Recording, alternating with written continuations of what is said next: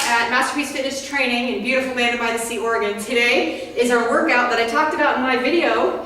If I had 4 pieces of equipment for my home gym, what would you recommend? So I have my 4 must-haves for your home gym here with me. Now I just want to tell you, I think most of my workouts, they're really not created for a beginner necessarily. And I don't mean because of intensity, I mean because of complexity. This particular workout really does have a lot of moving parts involved. I'm going to assume you know how to do squats and burpees and things like that. So if you're a beginner, watch it, look for some form, and see what you think.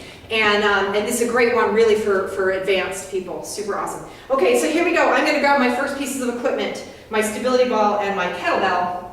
I have my Gym Boss timer ready at 1 minute, so that gives me about 45 seconds per station, assuming it takes about 15 seconds to change, right? Okay, so here I go. I'm going to do 1 arm chest press with the kettlebell. So I get in my good bridge position. I'm working on my grip strength with my kettlebell. And I'm going to work a little bit of rotation in this to get me some more work in the full body. So I'm going to stay with the right side for my first time. So why don't you join me with just one side, and then the second time you do this, you can do your other side. But let's work on that grip strength. And sometimes your kettlebell will be too heavy. In that case, you'll rack it down here, okay? So, but do what works for you. I like at least trying that grip. And be ready, be ready.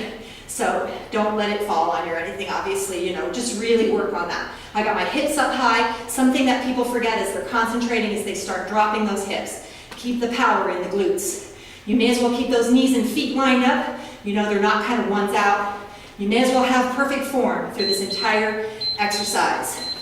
Pulling it down safely. My next one is going to be a slam burpee. And this is where my medicine ball comes in handy.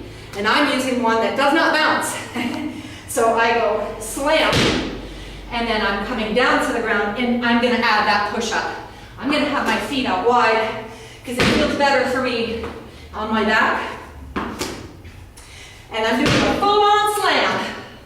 And we're going to go as fast as we can with good form. And remember, those arms are high. Slam, so you're in a squat slam. So it's not here, not any of that funky stuff with the body. So join me in this big slam, push up. Go as fast as you can with me. The idea is you get that heart rate really working. It's only about 45, 50 seconds after you took that transition time. Right on. My next one, you have your tubing in your door. Hopefully ready for you, yeah? All right, and we're going to do squat, pull, pull. Squat, alternate arm, pull. So again, I'm assuming you know that squat. Squat, pull, pull. Kind of a full body, but I want that upper body to get some work. So I'm going to emphasize strong work. Now my tubing is a little easy for me. So I can do a squat, pull, pull. And why don't you do that? If your tubing isn't quite hard enough for a 1-arm pull to be challenging for you. The other way to do it is grab one hand and pull.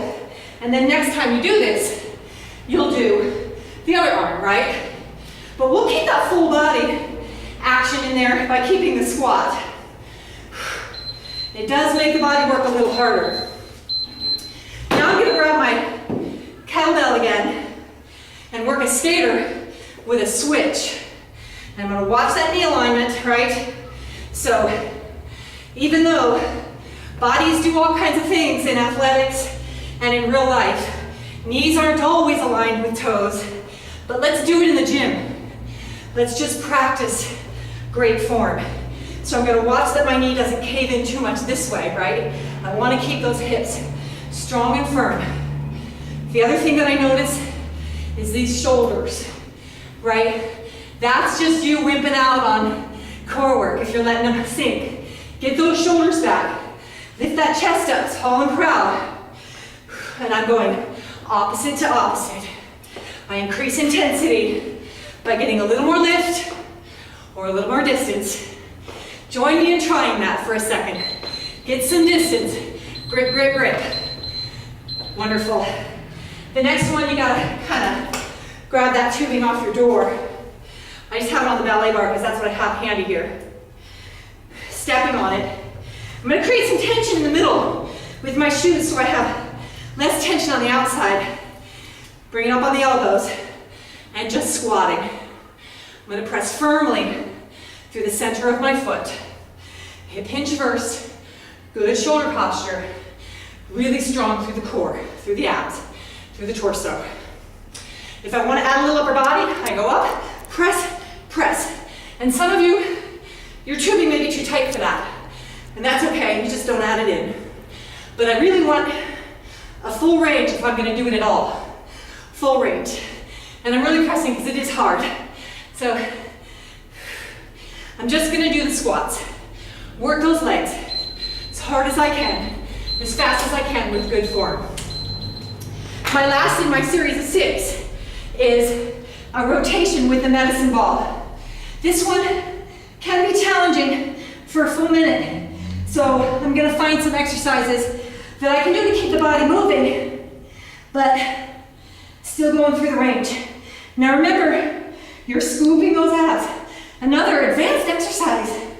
So you're really used to knowing how to brace and really flexion, spinal flexion in this position, but you're rotating and you're resisting this fall, right?